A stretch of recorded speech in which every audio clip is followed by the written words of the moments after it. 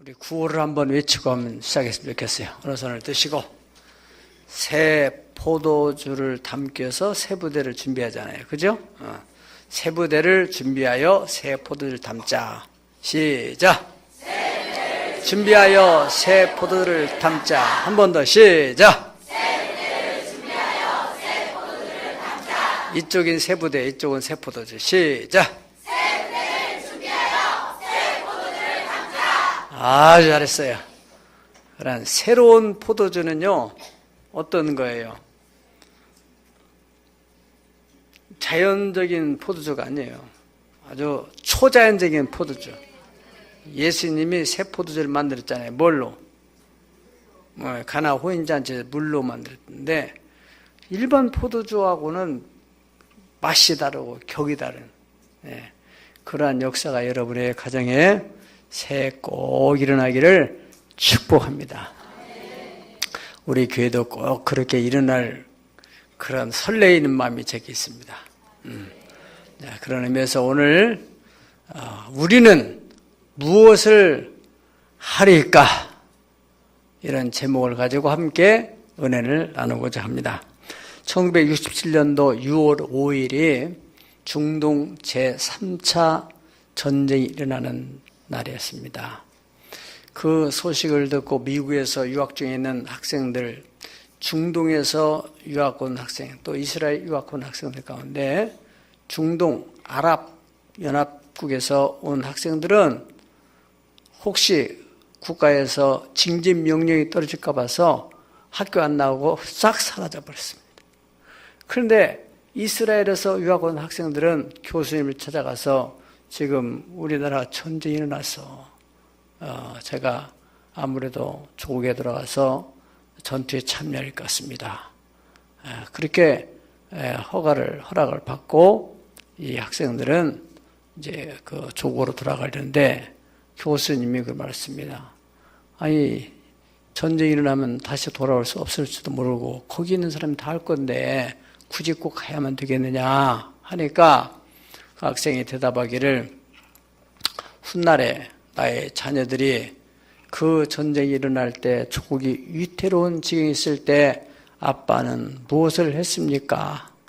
그렇게 물으면은 그 물음에 대해서 내가 당당하게 대답하기 위해서 아빠는 그때 전쟁에 참여했다. 그런 대답을 하기 위해서 저는 가야만 합니다. 그래서 전쟁에 참여하는 그런 대학생들이 있었다는 것입니다. 이번에 촛불 집회가 토요일마다 계속되는데 어느 한 기자가 아이를 데리고 온 엄마에게 질문했습니다. 이 추운 겨울에 애를 데리고 여기까지 오신다고. 그러니까 그 엄마도 역시 이런 대답을 했다고 그래요. 훗날에 내 자녀가 물었을 때 나도 떳떳하게 당당하게 대답할 수 있는 부모가 되기 위해서 새로운 대한민국을 만드는 데 기여하기 위해서 나왔습니다. 그런 대답을 하게 됐다는 것입니다.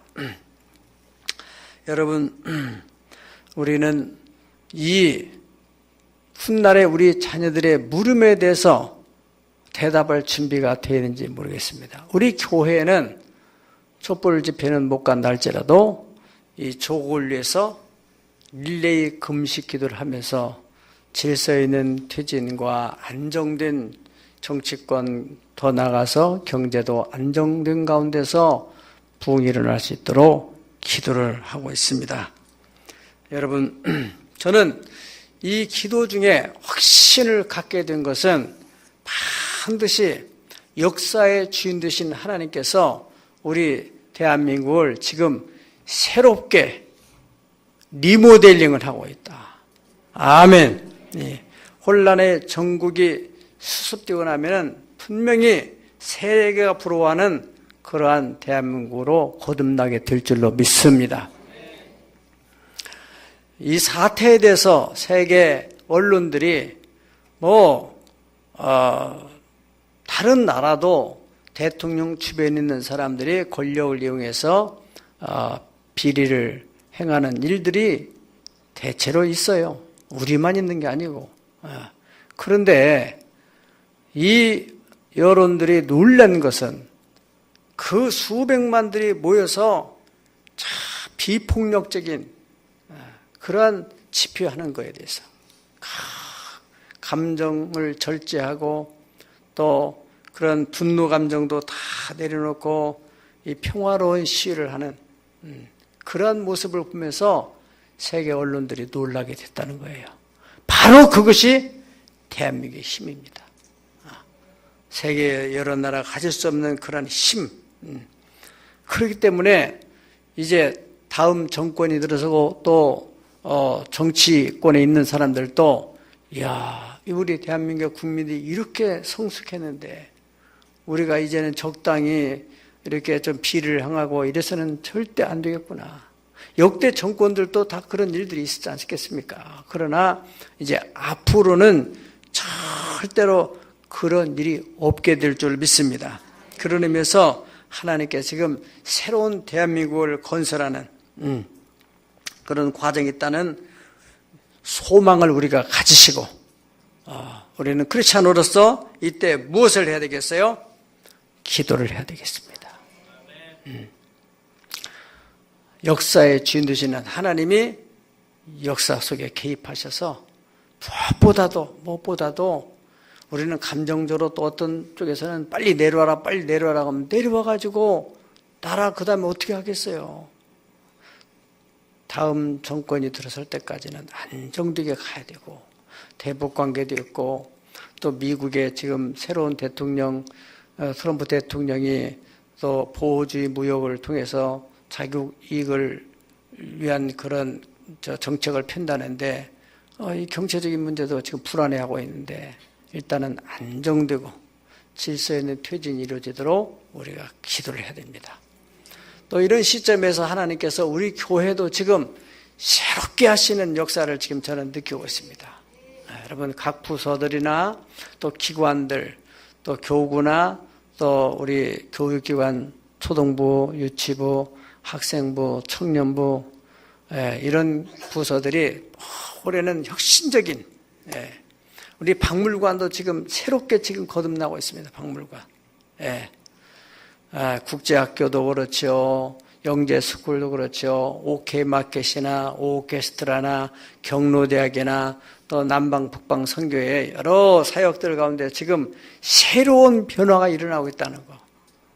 꼭 기억하시고 여러분들이 담당자는 말할 것도 없거니와 그렇지 않은 사람들도 그런 마음가짐 내 사역을 통해서 새로운 부대를 만들겠다.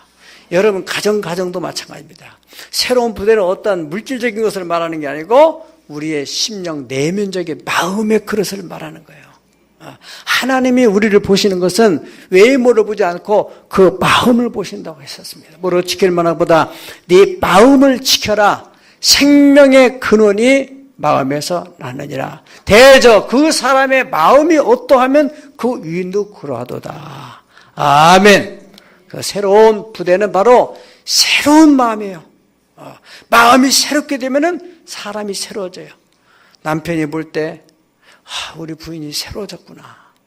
예전의 부인이 아니구나. 또 아내가 볼 때 우리 남편이 참 새로워졌구나. 우리 가정에 뭔가 새 일이 일어나겠구나. 우리 시부모가 새로워졌구나. 우리 며느리 새로워졌구나. 할렐루야. 그렇게 되기를 축복합니다. 자, 이번 사람 다시 한번 손을 잡고 우리 새로운 마음가짐, 새로운 부대 준비합시다. 아멘. 네, 누가복음 5장 38절에 예수님께서 친히 말씀하신 말씀은 새 포도주는 새 부대에 넣어야 할 것이나 이 말씀을 표로 말씀을 붙들고 우리가 한 해를 살려고 합니다. 이제 새로운 부대를 만들게 되면은 하나님께서 반드시 여러분의 가정에 새로운 포도주를 담으실 거예요. 가득 기뻐져서 소망과 기쁨을 잃어버리고 살아가는 사람들에게 삶의 희망과 활력 그리고 기쁨을 공급하는 교회가 되고 여러분 가정들의 되기를 축복합니다. 이런 상황에서 우리는 무엇을 해야 될까? 오늘 주신 말씀 1절, 2절에 보면은 이 이스라엘 나라에 예수님이 바로 오시기 전에 그 상황, 정치적인 상황, 또 종교적인 상황을 말하고 있는데 그 상황은 누구로 인하여서? 지도자들로 인하여서. 그래서 그때의 정치 지도자와 종교 지도자들에 대해서 간략하게 설명을 하고 있습니다. 이것은 여기서는 지금 볼 때 이게 뭐 대수롭지 않게 보일 수도 있지만은 한 장을 넘겨서 19절을 보면은 분봉왕 헤롯은 그의 동생의 아내로 헤로디아의 일과 또 자기 행한 모든 악한 일로 말미암아 요한에게 책망을 받았다. 이 말씀 무슨 말씀이냐면은 이 헤롯 왕은 도덕적으로 부패한 사람이었어요. 자기 동생 필립의 아내를 헤로디아를 자기 아내로 삼은 거예요. 세상에 그 여자가 얼마나 많을 텐데 하필이면 동생의 여자를 뺏어다가 자기 아내를 삼냔 말이에요. 그래서 아무도 시시하고 말 못해 무서워서 세례 요한이가 정면으로 가서 그건 있을 수 없는 일이다 막 하니까 세례 요한을 옥에다 가뒀어요. 나중에는 이제 그 딸이 춤추고 생일잔치 때 그러니까 그 부인 헤로디아가 자기 아빠한테 그러니까 딸한테 아빠한테 요구를 하는 거죠.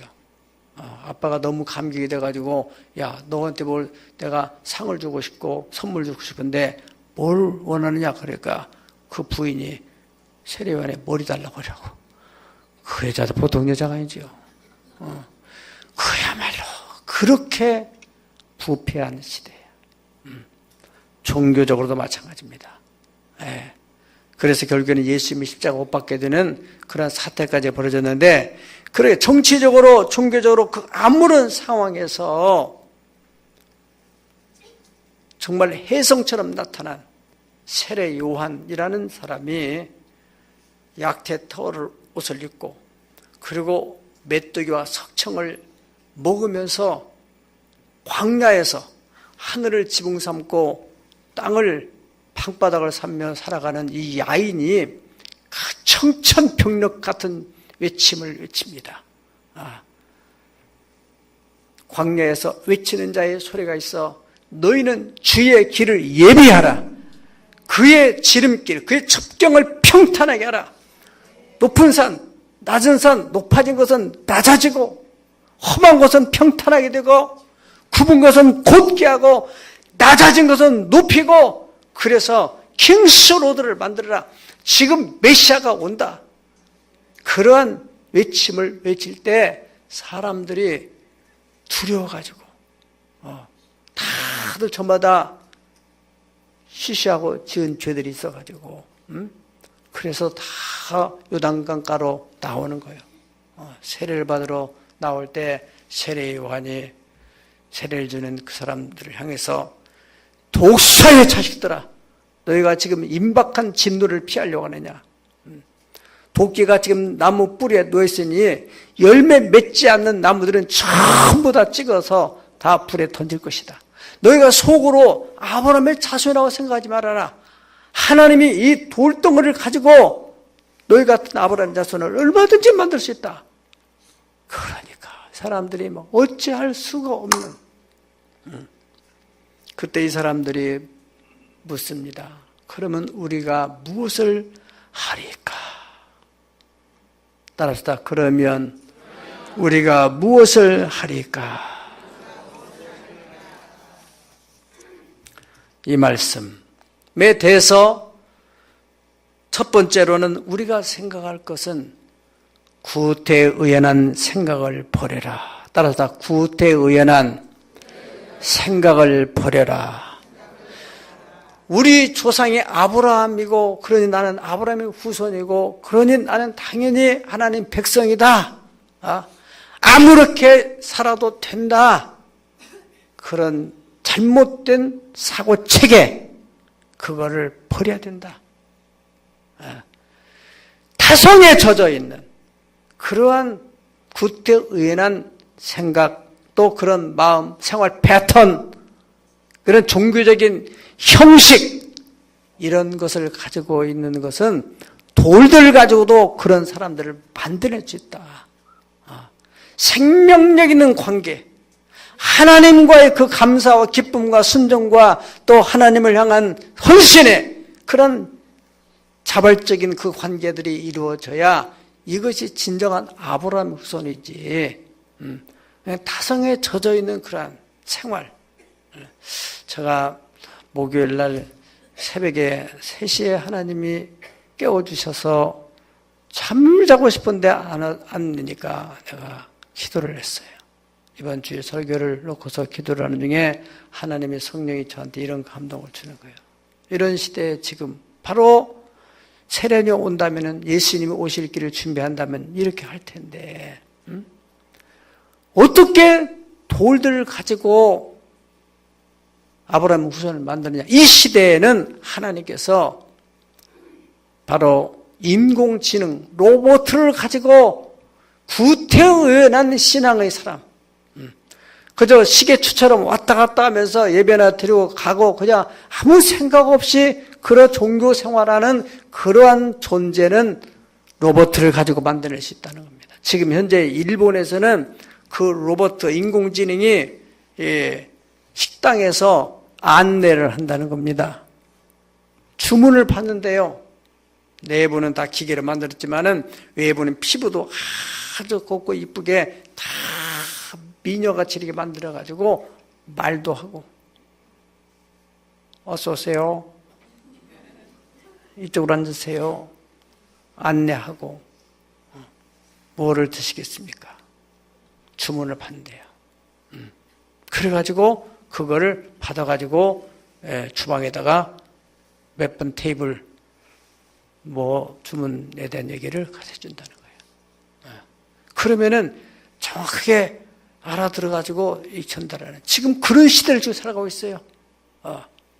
지금은 이제 강아지를 키우는 사람들도 좋기는 한데 이게 관리하는 게 만만치 않단 말이죠. 일본에서는 이미 로봇 강아지가 나와가지고 말도 하고, 주인님 오셨어요, 할머니하고 대화를 해가면서 그렇게 위로도 해주고, 그런 로봇가 나왔다는 거예요. 이거는 단순한 기능은 얼마나 기계로 할 수 있다는 거예요. 우리가 타성에 젖어 있는 신앙생활을 하는 것은 하나님이 얼마든지 로봇을 가지고 대체시킬 수 있다는 거예요. 우리는 절대로 인공지능으로 만들 수 없는 존재, 하나님의 형상을 가지고 있는 영적 존재입니다.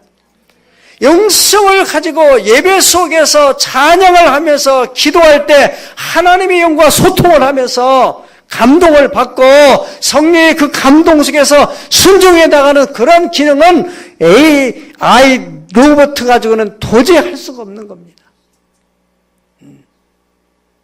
그러나 그냥 단순한 기능을 하는, 예배에 와서 앉아서 아무 생각 없이 나가고 그런 것들은 얼마든지 로봇도 할 수 있다는 것이죠.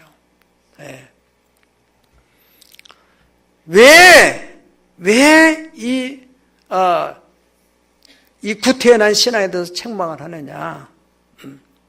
이것은 그 결과가 뭐냐? 정말 내 신앙이 구태연한가 구태연하지 않는가를 어떻게 내가 알 수 있느냐? 한마디로 오늘 성경은 말씀하기를 열매가 있느냐 없느냐. 내면 속에서는 성령의 9가지 열매가 있어야 된다고 성경 말합니다. 사랑과 희락과 화평과 자비와 양성과 오래 참음과 온유와 충성과 절제의 열매들이 내면 속에, 예전에는 그렇지 않은 사람, 충성스럽지 못하고 참지 못하고 절제하지 못하고 온유하지 못하던 사람이 점점 성품의 변화가 일어나는, 성화되어가는 그런 사람은 열매가 내면 속에 나타나고 있는 사람입니다. 그럼 외적으로도 전도나 헌신이나 봉사나 이런 열매들이 맺혀지는 것은 이것은 생동력 있는 신앙생활이기 때문에 만약 이런 열매가 맺지 않는다면 반드시 이 사람은 구태 의하는 신앙의 결과라고 할 수가 있다는 것입니다. 그러니까 새로운 포도주를 담기 위한 새로운 부대는 혁신적인 그런 마음이 필요하다. 마음을 혁신화시키는 타성에 젖어 있는 그러한 부대를 가지고는 새로운 포도주를 담을 수 없다는 하나님께서 지금 우리 교회를 지금 새롭게 하시는 것을 여러분이 꼭 인지하시고 우리의 마음을 좀 새롭게 하는 기회를 갖기를 바랍니다. 저 역시도 마찬가지입니다. 32년 동안 이 교회를 섬기다 보니까 제 스스로 매너리즘에 빠지지 않기 위해서 저는 그 부분에 대해서 제 자신이 계속 책찍질을 합니다. 말씀에 대해서도 그렇고요. 또 사역에 대해서 그렇고요. 박물관에 대해서도 그렇고요. 올해는 박물관도 정말 혁신화시키려고 지금 생각 중에 있습니다. 하나하나 지금 일을 해나가고 있고요.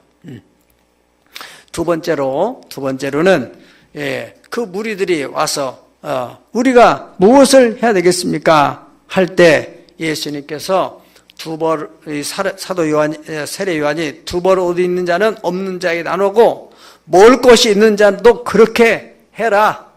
다시 말하면 나눔의 삶을 살아라. 나만을 위해서 이기적인 삶이 아닌 이웃을 위해서 사랑을 실천하는 삶. 이것이 바로 새로운 부대요.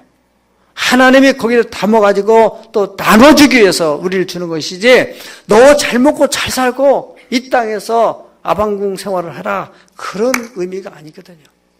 하나님의 축복을 사모하는 여러분 꼭 주님이 이것을 통해서 누구와 나눌까. 우리는 새해 OK 마켓을 통해서 많은 나눔의 사역을 많이 해왔습니다.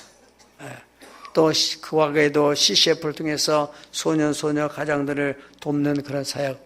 올해는 집중적으로 소셜 미디어 콘텐츠 사단법인 그 협회 기자증 뉴스캐스터 기자들을 지금 지난주에도 30여 명 교육받은데 적어도 우리 교회 올해 목표는 200명을 만드는 겁니다. 기자를. 이것이 가능한지 불가능한지 시간이 가보면 알게 될 거예요. 그것은 초대 말씀드린 대로 12월 달 가면은 결론이 납니다. 여러분들이 이 역사적인 흐름, 그때 나는 무엇을 해야 되겠습니까? 연말이 돼서, 이야, 저 사람은 저렇게 변화가 일어났구나. 나이 탓하지 마세요. 아브라함은 75세에 새롭게 시작했어요. 지금은 세상에서도 100세 시대로 갑니다. 지금 70대 할머니, 할아버지들이 경로당을 안 간다는 겁니다. 왜요? 물심부름 해야 되고, 잡심부름 해야 되기 때문에. 80은 넘어야 간다는 거예요. 다 팔게 바빠요. 적어도 여러분 100세 시대, 성경적으로는 120살까지도 살 수 있는 그런 시대에 여러분들이 그런 마음을 가지고 예전에 어떤 분은 나이가 101살 되면서 세상을 떠날 때 본인이 후회를 하게 됐는데 그것은 내가 이렇게 오래 살 줄 알았더라면은 뭔가 은퇴하고 난 후에 새로운 계획을 세울 것인데 내가 얼마 살겠나 이렇게 살다 보니까 101살에 살았다는 거예요. 지금 현재 60, 70, 80 걱정하지 마세요. 앞으로도 살 날이 많이 있어요. 얼마든지 그동안에 쌓여있는 노하우를 가지고 인생을 도전할 수 있는. 그런데 50이 돼가지고 벌써 인생을 다 늙었다고 하면 되겠어요. 40대면 더더욱 마찬가지입니다. 예수님께서 하신 말씀도 친히 말씀하시기를 사도행전 20장 35절에 주는 자가 받는 자보다 더 복이 있다 그랬습니다. 우리가 남은 생을 어떤 목표를 계획 세운다는 게 여러분 내가 무슨 먹을 것 있고 그냥 살다 가는 거지 그렇게 살기엔 너무너무 아까운 예수 그리스도의 보혈의 공로가 우리에게 그렇게 가치 없이 적용돼서는 안 되겠다는 것입니다. 나를 위한 삶이 아니라 그전에는 나를 위해 살았다면 이제 내가 남은 생에는 하나님의 영광을 위해서 이웃에게 복음의 통로가 되기 위해서 그것이 의미 있고 가치 있고 보람되고 복이 되는 텃밭 갖고 하더라도 거기서 나온 열매를 가지고 이웃에게 나눠주면서 교회에 나와보세요. 예수 믿으세요. 손주들이 얼마나 우리 며느리가 이렇게 변화되고 있습니다. 예수님이 되니까 이렇게 우리 가정 행복합니다. 그런 것을 하나님이 얼마나 기뻐하겠어요. 그런 사람이 세상을 떠나게 될 때 천국에 대한 소망이 얼마나 가득 차겠습니까? 우리는 무엇을 해야 되겠습니까? 너가 두 벌 옷 있으면 한 벌 나눠줘. 먹을 것 냉장고에서 자꾸 쉬어서 버리고 음식 쓰레기 나누지 말고 그것을 어려운 이에 나눠주라고. 우리가 뉴스캐스트를 통해서 이제 지금 이렇게 음식을 남는 특별히 베이커리 빵가게 같은 경우는요 하루 쓰면 다 버리잖아요. 다 관계를 해가지고 정말로 먹지 못하는 어린 아이들이 있는 집들 이런 데에 우리가 받아서 공급해주는 그들도 좋고 우리도 좋고 또 버리는 그런 집들도 좋고 다 좋아지는 얼마나 의미 있는 일이에요. 아멘. 누구든지 할 수 있어요. 따라서 생명 있는 한 소망이 있다. 네. 이것이 바로 새로운 부대를 갖는 마음입니다. 마지막 세 번째로는 세례와 군인들이 왔습니다. 와서 이 세례 요한에게 그러면 우리는 무엇을 해야 되겠습니까? 그렇게 물었습니다. 그때 그 세례와 군인들을 향해서 세례요한이 한 말씀이 뭐겠습니까? 재물에 대한 욕망 버리고 자족하는 삶을 살아라. 권력을 남용하지 말아라. 이 세리 권력이죠. 5대 권력 가운데 하나라고 하지 않습니까? 그리고 또 군인들 무력의 권력이 있죠. 그걸 가지고 당시에 세리들이 또 당시에 군인들이 힘없는 백성들을 착취하는데 그 힘을 사용했다는 거예요. 여러분, 힘이라는 것은 나를 위해 쓴다면은 나의 기쁨을 위해, 이 원래 나쁘다 하는 말이 나의 기쁨을 위해서 쓸 때 그 나쁘다 그런 표현이 됐다는 것입니다. 어원이. 나쁜 사람. 나만을 위해서, 나의 기쁨을 위해서, 상대의 그 아픔을 모르시 하면서 나의 기쁨을 위해서만 살아. 저 사람 나쁜 사람이다. 이번에 최순실 사태도 마찬가지 아니겠어요?